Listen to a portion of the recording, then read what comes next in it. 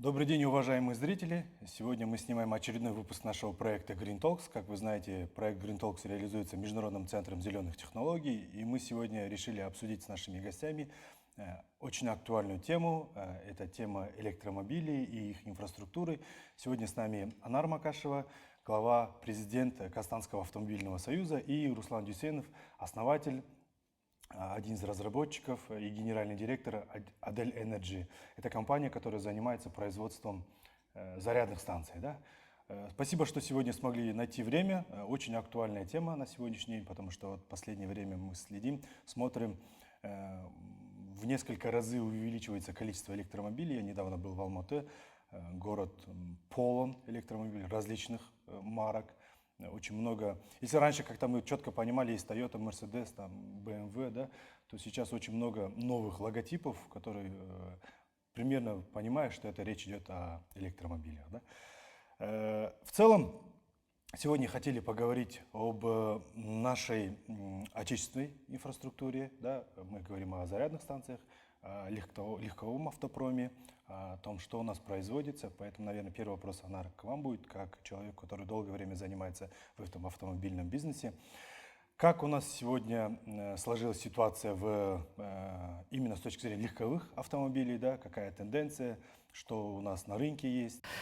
Спасибо большое за приглашение в программу. Я сразу представлюсь, меня зовут Анар Макашева, я работаю в Казахстанском автомобильном союзе. Наш союз объединяет различные ассоциации. Это ассоциация производителей, ассоциация импортеров транспортных средств, ассоциация экспертов-аудиторов, те, которые делают сертификацию автомобилей, общественного транспорта и ассоциацию дилерских центров и автомобилей с пробегом. В общем, практически 90% рынка компаний, которые занимаются автобизнесом в том или ином виде.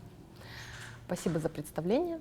Да, электромобили — это новый тренд, и, конечно же, это такая новинка, да, интересная на нашем рынке. В целом наш рынок новых транспортных средств порядка 190 тысяч единиц в год. Это сколько новых автомобилей продается на рынке Казахстана через наши дилерские центры. Вы правильно заметили, что количество электромобилей растет. Например, в 2021 году и в 2022 году это порядка 1000 автомобилей завозилось в Казахстан. По данным 2023 года мы ожидаем, что порядка где-то 8 тысяч автомобилей будет завезено в Казахстан в 2023 году. Это электромобили? Электромобилей, да. Если брать, допустим, общую статистику, то вот 7 тысяч электромобилей, общий рынок 190 тысяч машин. То есть, в принципе, сейчас автомобили с двигателями внутреннего сгорания, они, конечно, доминируют. Из интересного скажу так, что, конечно, во всем мире электромобили развиваются. Очень много иностранных брендов, разных производителей у себя практически везде внедрили модельные линейки по электромобилям и гибридам. Есть очень большое Парижское соглашение, которое было подписано, в рамках которого все практически страны стараются быть более экологичными, более зелеными, и, соответственно, они также свой автопром развивают в сторону новых технологий. Это не только электро, но и водород. То есть мы говорим о том, что при рынке 190 тысяч машин, порядка 7 тысяч — это электромобили. Совершенно верно. То есть плюс-минус 3-4% от рынка продаж. Ну, примерно. Да. А мы производим электромобили в Казахстане? Мы производили электромобили, да, у нас есть компания СРК Автопром в городе Кустанай, был налажен выпуск производства модели Джак. В принципе, очень популярная модель, как электромобиль. И сейчас наши производители также выпускают какие-то модели. Например, у нас сейчас уже 7 производителей в Казахстане. Вы просто сначала акцентировали именно на легковых автомобилях, но у нас есть еще производители грузовых автомобилей и производители автобусов. И в коммерческой технике, это вот грузовые автомобили и автобусы, тоже есть тренд на экологичность. То есть там тоже поставляются автобусы уже на электродвигателях, ну, помимо газа, да, то есть тоже экологичные двигатели. Соответственно, этот тренд, он практически везде и всеми подхвачен. У нас, в принципе, по Астане курсируют электробасы. Да. Руслан, вот говоря об электромобилях и их количестве, ну, видим, да, то есть определенную динамику их увеличения. И, наверное, логически встает вопрос по их инфраструктуре. Если там инфраструктура по бензиновым автомобилям понятна, заправки есть, всегда были, то по электромобилям ситуация чуть обратная. Да, то есть, наверное, вот здесь несколько вопросов. Первый вопрос, вообще, когда в Казахстане появилась первая станция? Да, и второй вопрос, как эта инфраструктура у нас развивается в Казахстане? Ну, смотрите, я бы, наверное, разделил на то, что первая, возможно, электрозарядка была, может быть, для частного пользования, но если говорить про общественную зарядную станцию, то первая общественная зарядка появилась где-то в 2016-2017 году, вот, а активно начали развивать 2017-2018 год, вот, именно активно в плане того, что более 100 зарядных станций были установлены в Астане и в Алмате. Вот, тогда компания развивала оператор РОП, ну, всем известная. Вот. И сейчас на рынке появляется с каждым разом больше операторов зарядных станций. И так как рынок развивается, он становится всем интересный, количество электромобилей в этом году резко возросло. Вот, и, соответственно, это стимулирует интерес к рынку Казахстана. И операторы ставят за свои собственные средства данные зарядные устройства. Вот. Мы в том числе, как разработчики зарядных станций, да, мы также заинтересованы развивать эту инфраструктуру и ставить свои зарядки по Казахстану. Потребители, кажется, стараются тоже, да? Те, кто купили электромобили, они тоже около себя стараются ставить какие-то... Ну да, вот. Мы говорим, сейчас мы про развитие инфраструктуры, мы, когда говорим про общественные зарядные станции, мы больше говорим именно как коммерческий проект. Вот, потому что сейчас многие, кто везут электромобили, вот, то, что статистику говорят, официально там 7 тысяч машин, это больше люди, которые самостоятельно купили электромобиль в связи с тем, что есть квота на рынке Казахстана, и самостоятельно его завозят в Казахстан, соответственно, они не платят пошлины и прочее, и по минимальной стоимости, условно, с надбавкой они эти электромобили покупают. И каждый производитель электромобиля уже кладет в багажник минимальную зарядку, чтобы можно было либо ее дома, либо где-то в дороге как-то там экстренно подзарядить электромобиль, но это все равно другая больше история. То есть это домашние зарядные станции, которые нигде не мониторятся, ничем не регулируются. Грубо говоря, можно даже от розетки заряжать, там просто, грубо говоря, это некий такой переходник. Верно. Да. Но мы говорим о коммерческой инфраструктуре. Так, с точки зрения коммерческой, где первая появилась станция у нас в Казахстане? Какой город хотя бы? Первую зарядку коммерческую мы открыли, она была на тот момент бесплатной, то есть ставили общественные зарядные станции и смотрели реакцию рынка. Соответственно, все зарядки подключались к сети, но зарядиться мог любой желающий. Вот, и первая установка была в аэропорту Астаны, Нурлы-Жол, и в Алматы тоже 2 зарядные станции были установлены. То есть это первые, условно, зарядки, которые начали тестировали, да.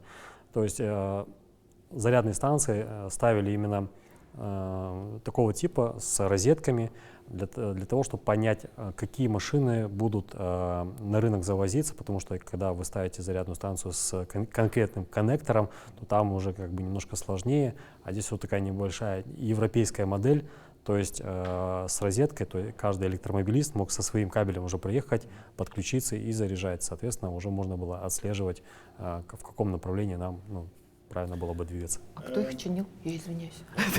Так интересно. На самом деле это большой был вопрос в плане того, что кто будет чинить эту инфраструктуру. На сегодняшний день даже люди, кто привозят электромобили, они на свой страх и риск на самом деле приобретают эти машины, потому что нету у нас официальных, так сказать, сервисных центров, да, которые могли бы эти машины обслуживать. Вот. И, соответственно, и зарядки. Вот. Но я вам скажу следующее. Вот мы зарядные станции, которые ставим уже на протяжении нескольких лет, ни разу не ломалась. Вот. В основном это человеческий фактор. То есть это когда человек подошел, что-то сломал, открутил. Вот. Бывает, умышленно делают? Бывает, есть такое. А вы потом сами мониторите и следите, чтобы они нормальные были? Сейчас, на самом деле, очень много чатов образовалось, куда электромобилисты добавляются. Сначала был чат просто, как где всегда, да, наши все сами. Да. Люди научились решать свои проблемы сами, да? То есть... Да. Сначала появился чат, где были все электромобилисты, сейчас чаты появляются по интересам, то есть популярность там появилась у модели Zikr, к примеру, там 001. там в этом чате сейчас уже больше, наверное, 2500 человек, вот, и они там обмениваются своими каким-то опытом и так далее. Вот. Как клуб по интересам, да? Да, да, да. И вот и зачастую сами владельцы электромобилей дают некую обратную связь, говорят, что вот там такая вот история нехорошая, там где-то сломали, где-то бензиновая машина стоит, не дает заряжаться. Вот. И вот мы на эти вещи стараемся тоже. Давайте открутим колеса. Вот видно, да, что динамика идет, но, Анар, у меня вот вопрос. Вы как, еще раз, с опытом работы в автомобильном бизнесе, за последние 10-15 лет какая была динамика роста, да? То есть все ожидают, что сейчас электромобилей станет много, да, грубо, но я не думаю, что они выйдут за рамки определенной динамики, которая у нас была там за последние 15 лет. Ну, в целом сразу скажу, да, что за последние 10-15 лет динамика в том, чтобы парк обновлялся.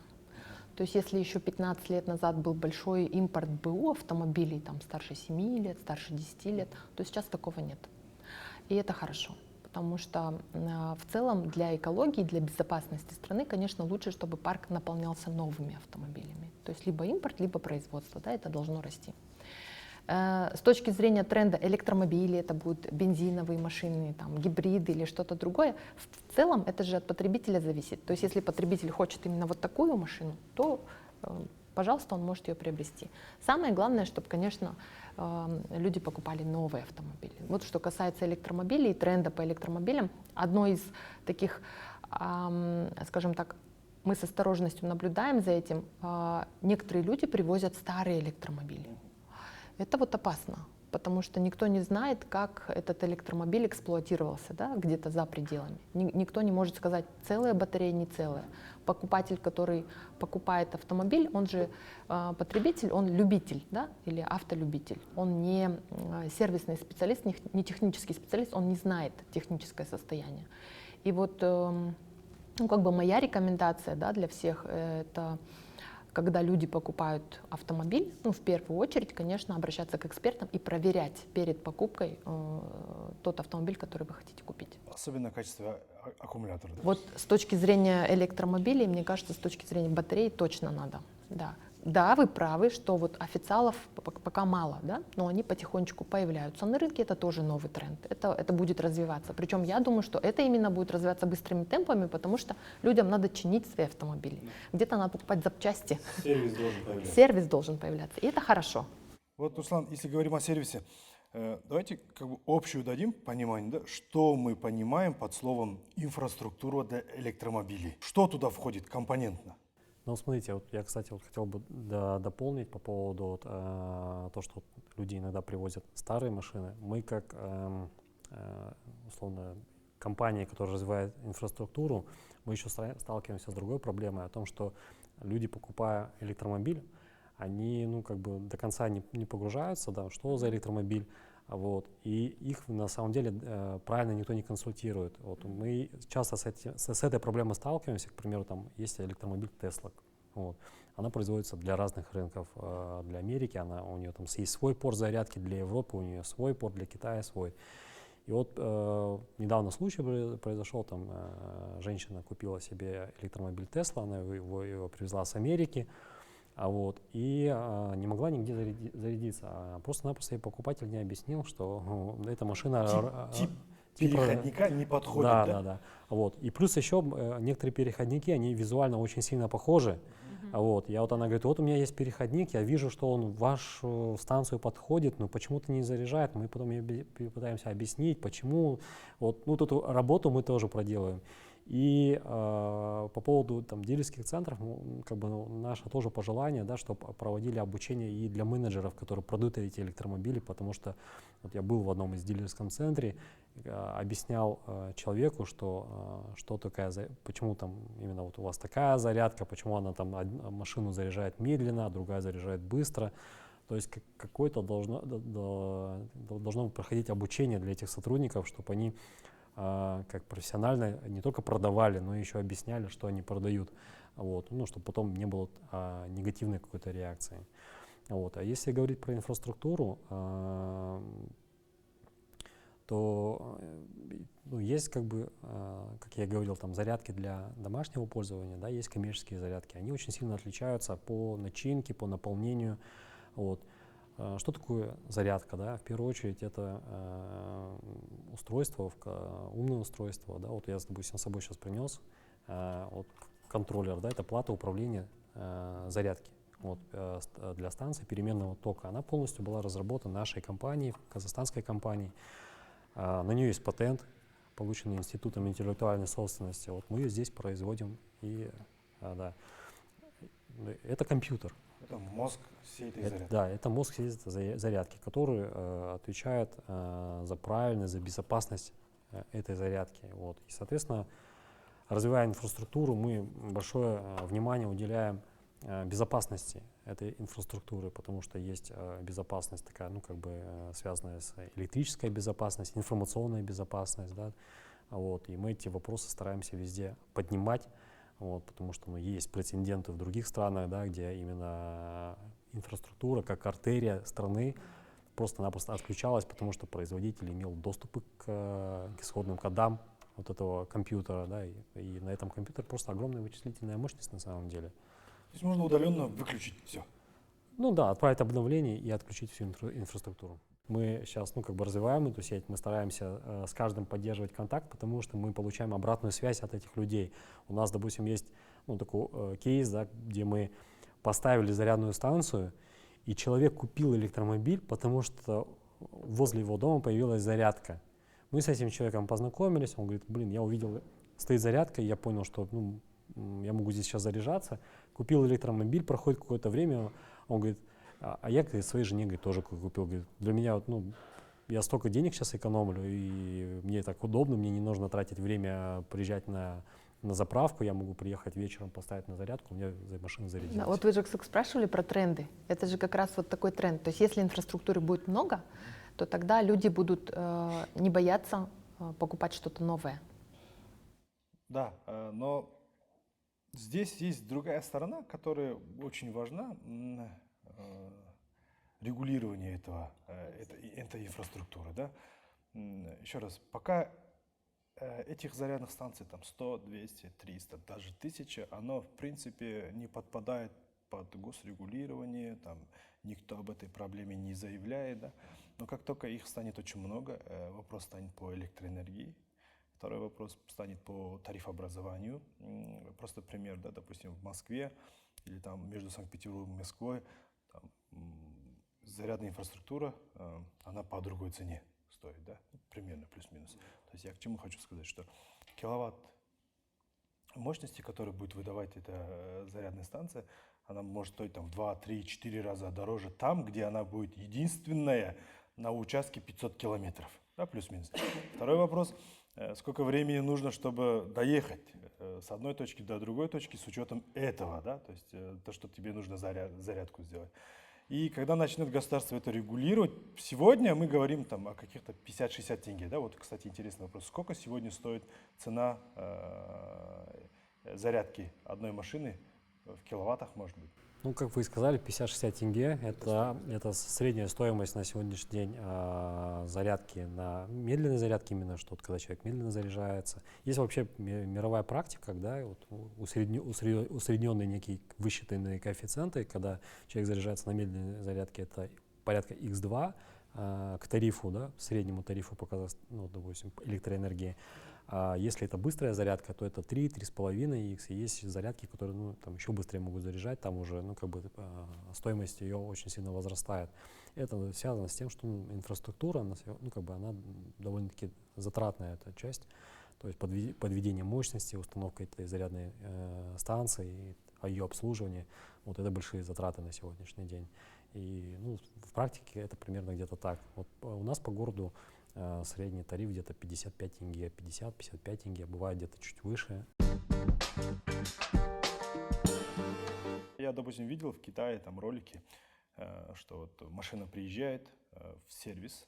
Я вот почему специально спросил у вас, что мы понимаем под словом инфраструктура, да, допустим, в Китае есть целые такие, как боксы, да, куда машина заезжает, в течение там 2 минут просто батарея в целом снимается, и новая батарейка там вставляется, и они продолжают ездить. Но смотрите, что касается инфраструктуры, на самом деле, то, что вы сказали, там электромобиль, там, который можно там снять батарею, поменять ее, ну, не так много таких производителей. Вы пример привели, это, скорее всего, о компании NIO, где они ставят свою инфраструктуру, развивают свою инфраструктуру для своих клиентов, которые покупают электромобили. Вот. Ну и, соответственно, они дают какой-то дополнительный сервис. Как вы говорили, инфраструктура, да, это не только сама зарядка, да, это сервис вокруг нее, то есть это кафе, рестораны, место пребывания людей, да. Ну, это так же, как сейчас действующие заправочные станции, да. Вот вы сейчас в сегодняшней реалии вы приезжаете на заправку, вы, по сути, приезжаете не только к заправке, В Мегу, например, да? вы приезжаете в Парковку. супермаркет, да. Вы, пока ваша машина заправляется тем же бензином, вы там можете купить товары, получить какие-то там дополнительные услуги. И причем этот сервис уже и на трассах он присутствует. Также и мы, развивая инфраструктуру, мы стараемся ее развивать таким образом, чтобы, допустим, электромобилисту было максимально комфортно заряжаться, да, то есть мы делим зарядки по принципу зарядки час плюс времени, где, допустим, человек долго находится, да, это, допустим, торговые центры, бизнес-центры, вот, человек поставил на зарядку и ушел. И быстрые зарядки, да, где, допустим, человеку нужно реально быстро подзарядиться и поехать дальше. Кофе попить. Кофе попить, да, вот. И да, это, ну, инфраструктура, это не только зарядная станция, это и плюс сервис, который вокруг нее. Можно еще, я про правовой скажу, да, еще же есть у нас в Казахстане какая вещь неурегулированная, то есть что такое установить зарядную станцию, да, это ты установишь ее на какой-то земельный участок, этот земельный участок должен кому-то принадлежать. Наверное, здесь тоже какие-то должны быть правовые нюансы, да, как правильно это развивать, эту инфраструктуру. Или, допустим, если вы ставите зарядное устройство в каком-нибудь торговом центре или, допустим, около бизнес-центра, да, тоже какие-то взаимоотношения договорные должны быть между субъектами. Например, вы ставите зарядную станцию на какой-то заправке, да, то есть это тоже какие-то договорные отношения. Где-то везде, как бы, это же услуга, кто-то предоставляет какую-то услугу, чтобы эта зарядная станция была, и человек поставил свой автомобиль и подзарядился там. Ну хорошо, сейчас там энтузиасты, они все это ставят бесплатно, да, там договариваются как-то и ставят бесплатно. Конечно, когда это будет массово, наверное, это уже будет какой-то ценник. Теперь, с точки зрения того, популярный электромобиль или непопулярный, началось это все с моды больше, да? То есть в основном покупали электромобили те люди, у которых уже есть один автомобиль в семье, он на бензиновом или дизельном двигателе, и они покупают второй автомобиль в семью. Электромобили — это модно, это интересно, это инновационно, это как игрушка, да, можно посмотреть. Чтобы электромобиль вошел в массовый обиход, вот как 190 тысяч у нас новых автомобилей продается в год в стране, чтобы, допустим, электромобили хотя бы больше, чем 50% продавались, это, конечно же, нужна инфраструктура, чтобы человеку действительно было удобно, чтобы он точно знал, если он купит электромобиль, он его зарядит около дома, или он его зарядит около работы, или ему будет несложно им владеть, и если он поедет с одного города в другой, то есть он там не застрянет и ничего не случится. Мы, например, как автомобилисты, мы обычно говорим, что в самом начале развития таких новых технологий, конечно, удобно было бы использовать гибриды. То есть есть тоже плагин-гибриды, которые тоже такие же экологичные. С точки зрения расхода топлива, например, там это порядка 3-4 литров на 100 километров, с точки зрения расхода бензина, да, и топлива самого. Но в черте города он ездит на электрозарядке. Есть подзаряжаемые, есть неподзаряжаемые сами гибриды. Если говорить о доле именно рынка электрозаправочных станций, то как сегодня обстоит ситуация именно по доле? Вот, допустим, Adel Energy там владеет там 100 зарядками, там другая компания еще там 50 зарядками. Ну, на самом деле, там сейчас, так как это бурно развивается, сложно даже сказать, у кого какая доля на рынке, да, то есть ну, нету этой статистики. Вот, я скажу следующее. Есть некоторые компании, которые предоставляют свое программное обеспечение, при этом не владеют всей этой сетью. То есть они, допустим, обращаются к компаниям, которые, к примеру, там сами в свое время поставили зарядку, но она была такая больше общественная, бесплатная, вот, и подключают его к программному комплексу своему. Вот. И таких игроков с каждым разом становится больше и больше. Вот. И, соответственно, там, ну, они хотят там, завозить свои там, эти зарядные устройства, их устанавливать. Вот. Мы тоже в производственный план себе заложили большое количество зарядок. Вот мы их будем сейчас производить и, соответственно, ставить, также развивать. Вот. Я думаю, что будет ну, более-менее понятно, когда ну, этот рынок начнет насыщаться, там, плотность этих зарядных станций будет, ну, по крайней мере, больше, чем сейчас. То есть сейчас сложно говорить о какой-то ну, нормальной инфраструктуре, потому что ее практически нету. Сразу скажу, что, например, если испортить батарейку, то батарейка зачастую стоит больше, чем полстоимости автомобиля. Соответственно, ну, очень важно правильно заряжать автомобиль. Вот у нас на телефонах бывает такое, что батарейка садится, мы просто идем, там, меняем батарейку. Как бы, ну, это вот такая мелочь, да, будем говорить, маленькая, да. Когда мы говорим о агрегате, который там 1,5 метра на метр, да, это уже что-то, будем говорить. Если сегодня 7 тысяч, то предположим, что через 5 лет все эти батарейки, по сути, выходят из строя, теоретически, да, то встает вопрос по их утилизации. Это еще один вопрос. Вот уже приходя к таким проблемным вопросам по электромобилям, наверное, еще один вопрос к вам. Опять же, да, как бизнес, представителю бизнеса. В Америке есть моменты, есть штаты, где электромобилям, которые по итогам последствий ураганов, да, наводнений, да, тем или иным образом оказались под водой. И этим автомобилям запрещено там, парковаться от дома в 50 метрах, а от других автомобилей на расстоянии 50 метров и так далее. Да. Но я думаю, у них там инфраструктура более развита, там можно все это отследить, да, какая машина была утоплена и так далее. Я не думаю, что в Казахстане это у нас возможно отследить. Вот если с этой точки зрения подходить, как вы считаете, будут ли проблемы? Ну вот основная проблема, которую я сейчас вижу, да, которая прям налицо, это когда наши потребители покупают электромобиль за пределами Республики Казахстан, и когда они не знают его технического состояния. Вот это очень плохо, очень страшно. Не буду пугать граждан, да, но скажу так, если происходит пожар в автомобиле, то ну, автомобиль с бензиновым и дизельным двигателем, он там больше, чем чуть-чуть больше 3 минут горит, да, если происходит возгорание. Поэтому все говорят обязательно, чтобы был огнетушитель в багажнике. Да. А с точки зрения электромобилей там достаточно сложновато.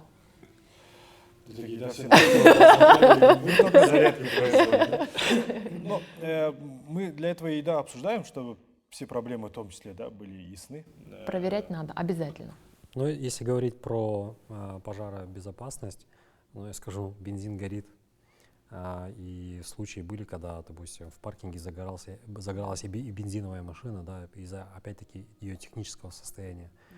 Вот. Что касается аккумулятора, на самом деле технологии так сильно и быстро развиваются. Вот. Есть уже производители, которые производят аккумуляторы, не горючие аккумуляторы. И, к примеру, там есть компания BYD, вот, они анонсировали батарею, называется она Blade. Вот она, видели, такого как некого большого лезвия, да, поэтому они его назвали Blade. Вот, где протыкали гвоздем, пытались его поджечь, и аккумулятор не загорается. То есть все направлено в то, что разработки идут, и люди, ну, компании работают, чтобы это было максимально безопасно.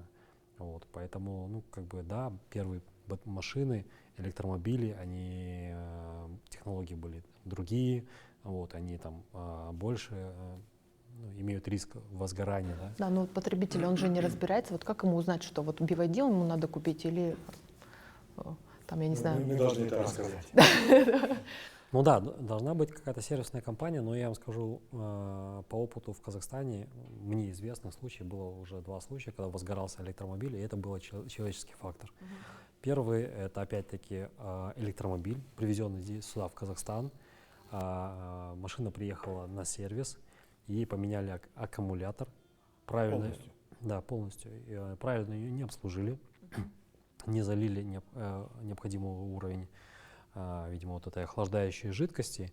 И когда машина встала на зарядку, батарея начала гореться, и она, там, эта батарея загорелась, да, но благо ее быстро потушили. Второй был случай, это когда машина приехала на установку, там одна из компаний поставила зарядку, и оборудование, которое было установлено, оно не имело каких-то определенных пассивных систем по безопасности, да, вот, и машина загорелась. Вот. Опять-таки это к качеству уже инфраструктуры, да, тоже вопрос. Вот. Поэтому ну, это может и присутствовать. Здесь опять-таки даже если сервисные какие-то центры будут открываться, то ну, люди должны проходить квалифицированный отбор, что не так просто, который умелец, который хорошо там что-то делает, вот, а какая-то должна быть аттестация, допуск, какая-то ответственность должна быть. Еще один вопрос по зарядным станциям. Дизайн. Интересно.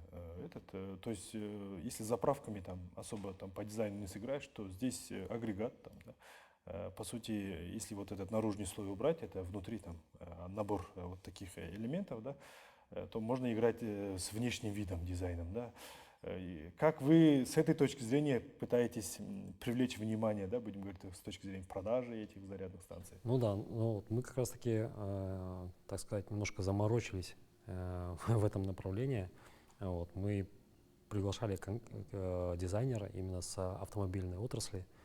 Вот, нам разрабатывал дизайнер, несколько было скетчев, то есть у нас были разные там модели, мы остановились на определенных именно моделей. Вот, у нас, кстати, дизайн, он запатентован, мы его запатентовали как товарный знак.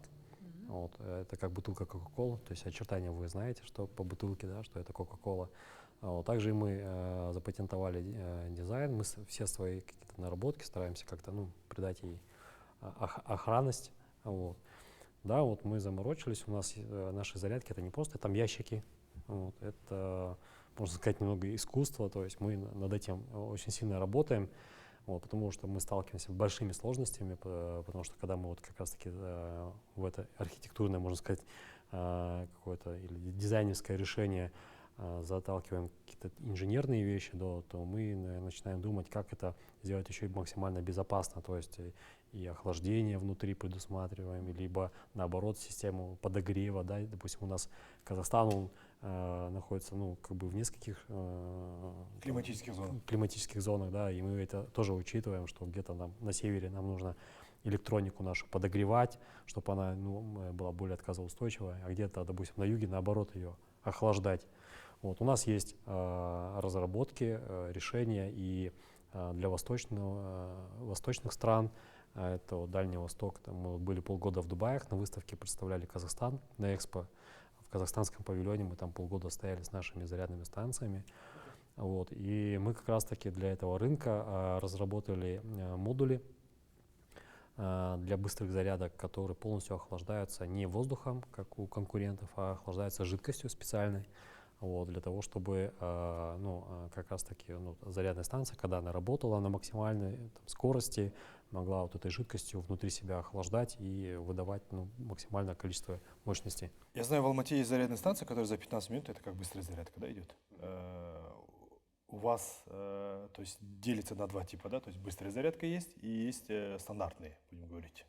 Сколько, то есть, я понимаю, что там есть от объема аккумулятора зависит и так далее, ну, плюс-минус примерно на некоторых машинах сколько это время занимает? Ну, если говорить про, вы, наверное, про компанию Porsche, которая поставила зарядную станцию на 350 киловатт, вот, это все-таки еще зависит не только там, от объема аккумулятора, да, то есть и от технологии зарядки. То есть не каждый электромобиль на самом деле может поддерживать высокую скорость зарядки. Это как iPhone, да, там выше там, 15 модели можно... Там, вот. Мы, кстати, вот единственный в Казахстане, который сертифицированный компанией Porsche, всю интеллектуальную часть мы этой компании настраивали. То есть, когда подключение было это зарядное устройство, мы интеллектуальную часть брали на себя. Есть немецкий партнер у компании Porsche, вот, и мы проходили там сертификацию, аттестацию наших сотрудников для того, чтобы они могли именно настроить правильно вот это зарядное устройство. Оно очень сложное. Там есть система и жидкостного охлаждения кабеля, и накопителей, поэтому эта станция довольно-таки такая мощная. Вот. Мы не видим интереса в этом направлении, потому что это финансово непривлекательный проект, он больше маркетинговый инструмент, да, что вот мы можем так заряжать. Мы тоже можем, но нам это не выгодно. Это дорого, да? Да, это дорого. У нас на сегодняшний день зарядка максимально без охлаждения может выдавать 180 киловатт. Это вполне достаточно для того, чтобы заряжать. По времени сколько? По времени, ну, если машина поддерживает весь диапазон мощности, это получается 15 минут. Я прочитал новость, что в Москве создают единую инфраструктуру. Что под это подразумевает? IT-решение. И, грубо говоря, все зарядные станции, там неважно, там это Adel Energy или там другой производитель, да, они имеют единую IT-составляющую, которая объединяет все эти зарядные станции в одно. Это как приложение. Есть ли в этом направлении какие-то движения? Ну да, я вам могу немножко так исторически отмотав назад. В Европе, когда также начинали развивать сети инфраструктурные для электромобилистов, очень много появилось операторов. Вот, Европа, она такая довольно-таки географически маленькая. Вот. Но в каждом, допустим, в каждой стране, в каждом городе их было несколько. И люди, устанавливая себе на телефон приложение, они могли заряжаться именно у одного оператора. Это создало массу неудобств в плане того, что там вам нужно было скачивать разные приложения. Вот. Поэтому появилось такое понятие, как роуминг-оперирование. Да? То есть это для того, чтобы вы, неважно какое у вас приложение, могли на любой зарядке зарядиться. Да? Вот. И эта технология, она присутствует. Мы эту технологию у себя тоже внедрили, она у нас тоже есть. Вот. Мы ее также будем развивать. Вот, мы ее сейчас пока не активируем, не подключаем, но как только мы ее активируем, все, по сути, станции в Европе, они будут отображаться и у нас в нашем мобильном приложении. Что это дает? Допустим, турист, прилетая, к примеру, там, из Европы к нам в Астану, взяв в аренду электромобиль, он может просто-напросто со своим мобильным приложением, там, которое он скачал у себя там, в той или иной стране, приехать и заряжаться на наших зарядках и у наших партнеров. То есть мы открыты для того, чтобы интегрироваться и с другими игроками, другими операторами. То есть подсоединять для того, чтобы как раз-таки создавать максимальное удобство для других потребителей. Механически, как это происходит? Я никогда не владел электромобилем, даже не ездил на нем. Один раз пробовал, он только на пассажирском сидении, будем говорить. Ощущения интересные, на самом деле. Вот первые там 60 километров, которые он с 0 до 60, до 80, ощущения прикольные, на самом деле. Да? Но не знаю, насколько его часто можно, с учетом того, что у нас в Астане везде сергики стоят, насколько можно часто играться с этой скоростью.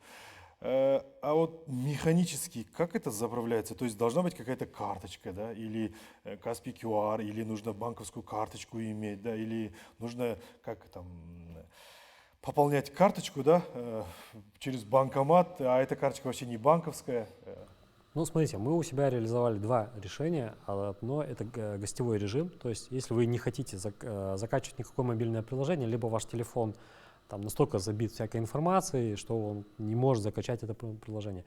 Вот у нас на станциях размещен QR.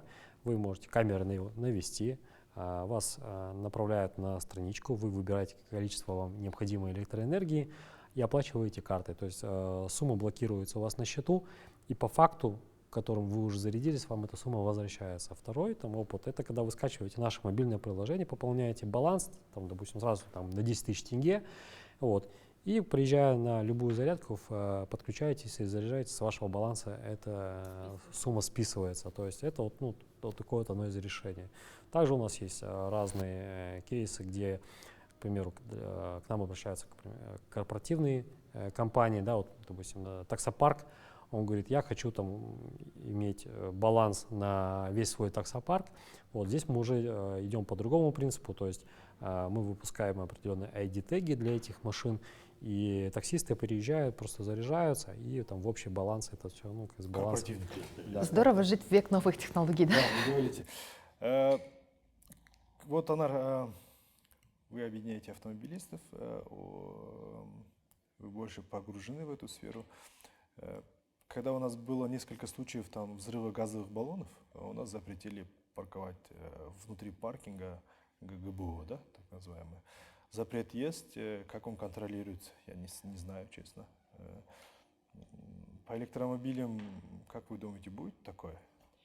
Вы знаете, этот вопрос сейчас как раз тоже активно всеми обсуждается, в том числе и в соцсетях, в том числе, по-моему, и на площадке Мажилиса, как лучше сделать.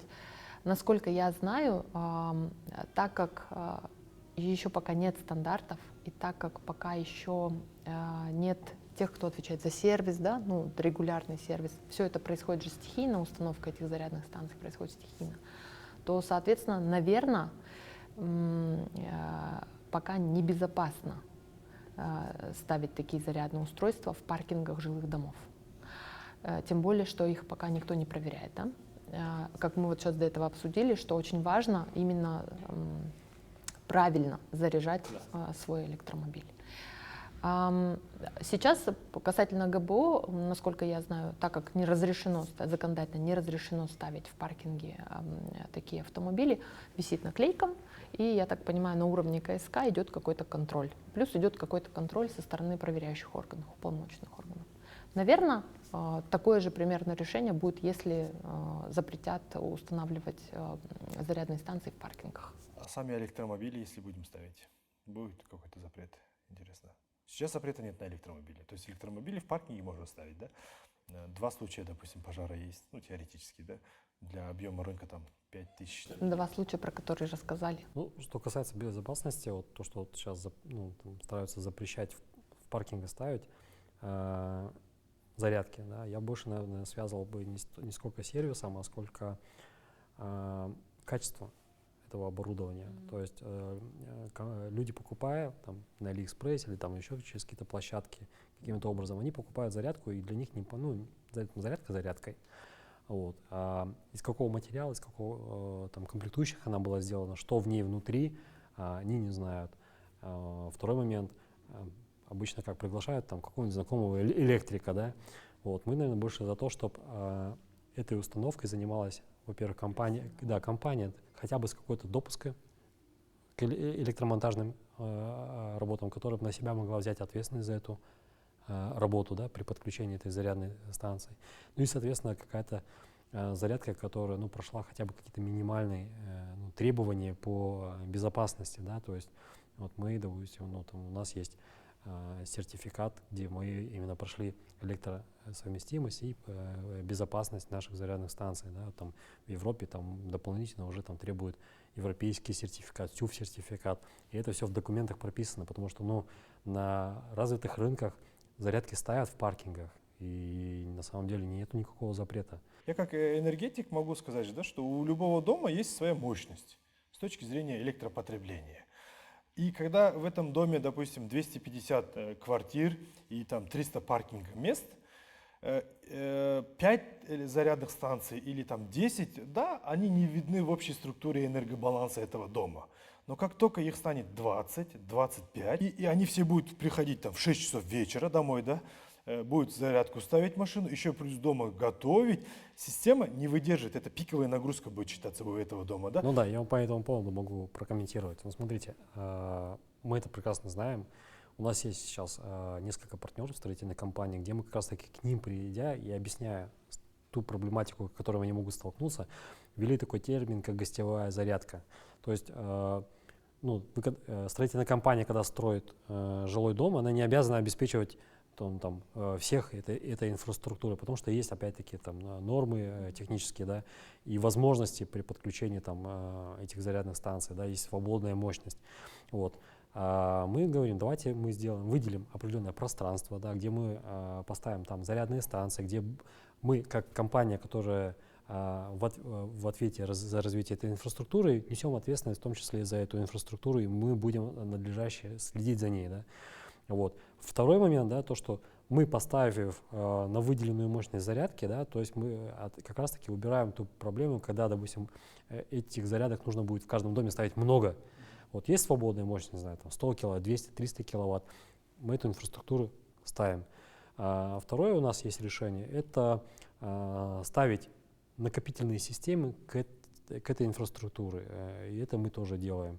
Вот. У нас есть решение, в том числе по балансировке этой электроэнергии, Smart Grid, да, система среди наших зарядных станций. Да. Как она работает?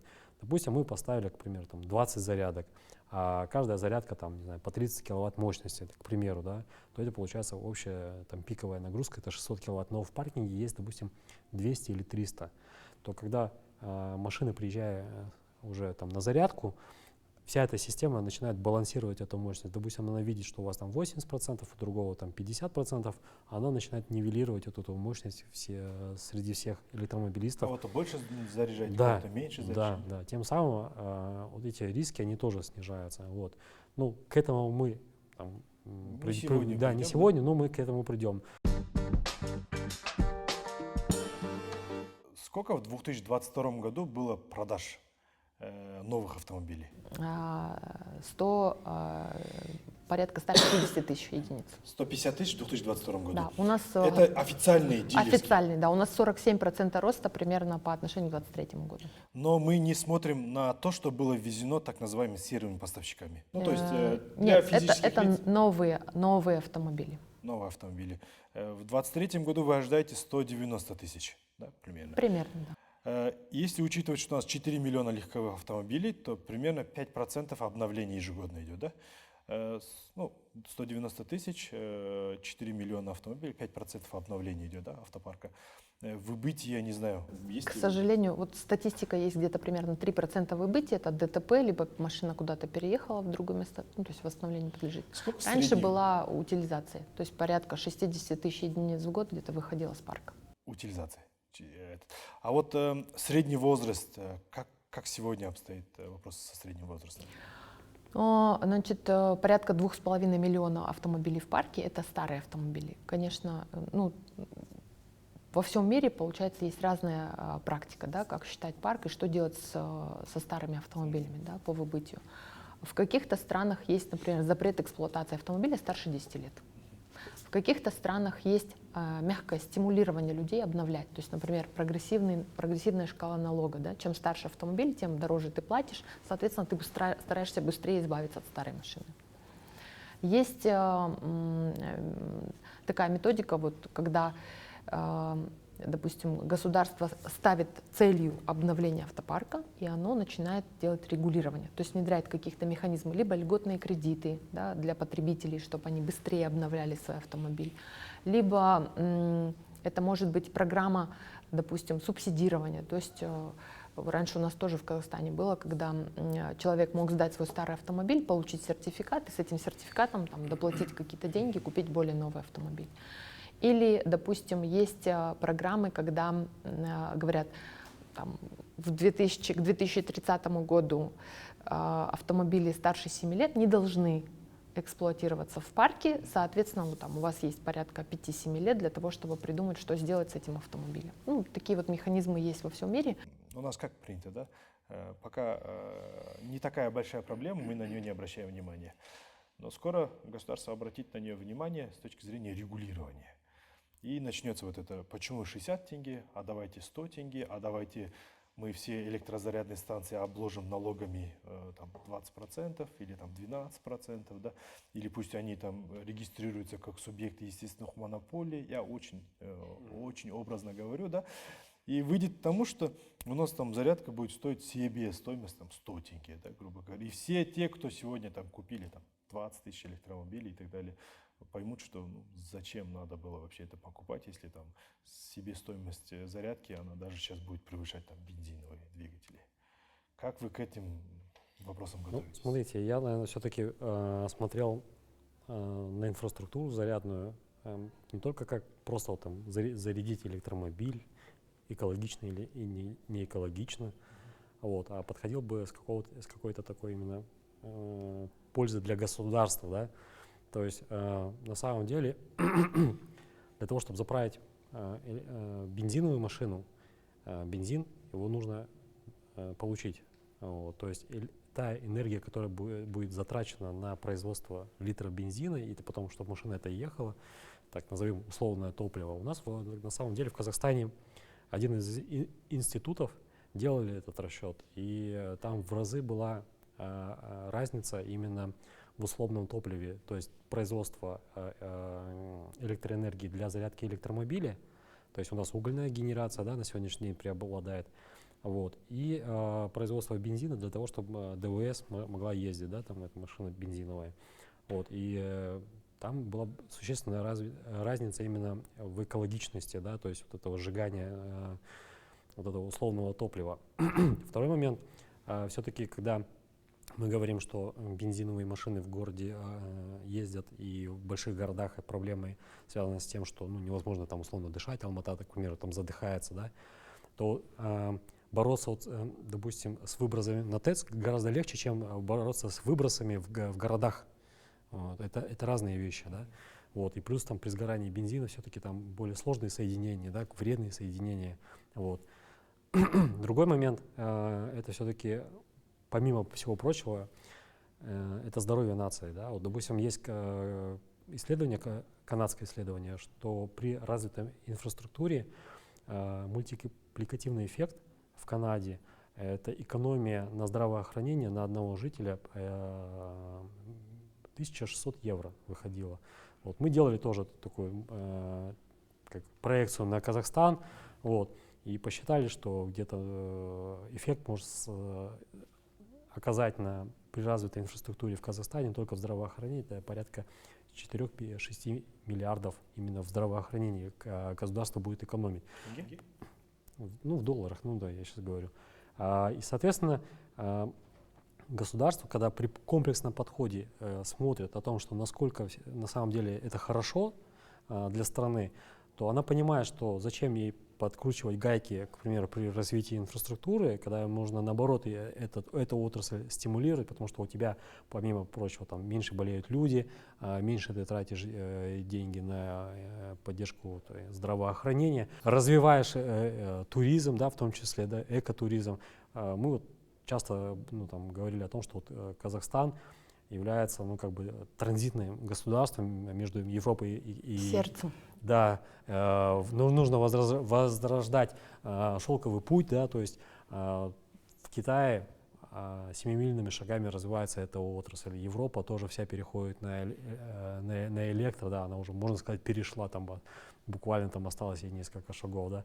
Соответственно, вся эта инфраструктура, которая будет двигаться из Европы в Китай, из Китая в Европу, она будет проходить через нас. И чем быстрее мы будем к этому готовы, тем будет хорошо, потому что все эти транзитные маршруты, проходя через нас, опять-таки, да, это доход дополнительно для государства, увеличивается вот эта транспортная логистика, да, в государстве.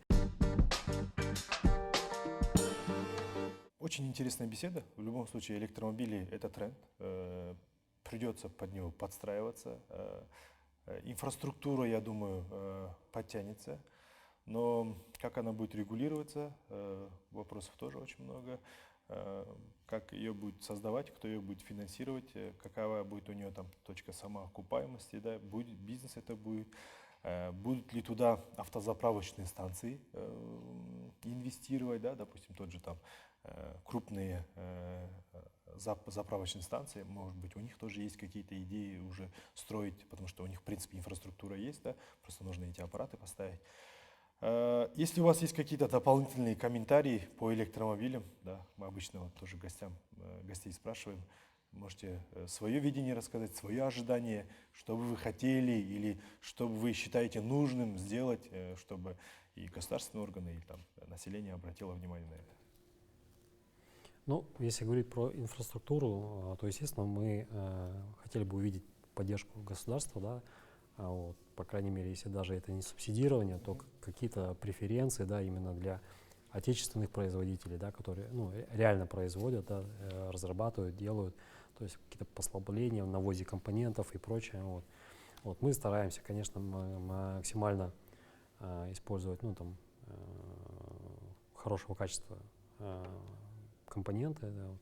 Сейчас тоже уделяем большую значимость и вторичной переработки. У нас есть партнеры, где, к примеру, у нас есть такой сейчас проект, мы бутылки, которые там вы фондаманты сдаете, из которых делают потом нитки, вот, мы уже там рассматриваем возможность печати пластиковых изделий, которые у нас внутри в зарядных станциях устанавливаются, то есть там те же, допустим, вот эти вот ящички, коробочки, для того, чтобы не тратить, чтобы эти бутылки не выбрасывали все-таки, ну, как бы давали Экологичность, переработка. да, вторую жизнь, да. Вот. Ну, мы этим вопросом занимаемся, вот. Мы стараемся достучаться и для наших законотворцев говорить о том, что ну, надо вот, ну, все это делать. Вот. И, соответственно, чтобы они к нам прислушались, не потому что мы там единственные, не единственные в Казахстане. Если там они готовы там приглашать условно и зарубежных экспертов, мы тоже ну, будем даже за, потому что у них свой есть опыт, который они могут своим опытом поделиться. Да. Мы делимся своим опытом как разработчики, вот, потому что мы знаем, ну, как бы и видим проблему изнутри более глубже, да, и понимаем, какая на сегодняшний день, ну, она имеется, эта проблема. Вот, и мы пытаемся как бы не техническим, а больше там обычным языком эту проблему донести до них и говорить, что необходимо и нужно. Вот, потому что весь мир, он развивается так, что государство все-таки поддерживает, да, там, в том числе, допустим, Китай почему-то, допустим, активно тоже приходит на наш рынок. Потому что вот мы сами проездили немало производителей, именно электромобилей. Вот я, допустим, в 2019 году мы несколько заводов посетили, в том числе, допустим, вот один из крупных, это был Cherry Holding.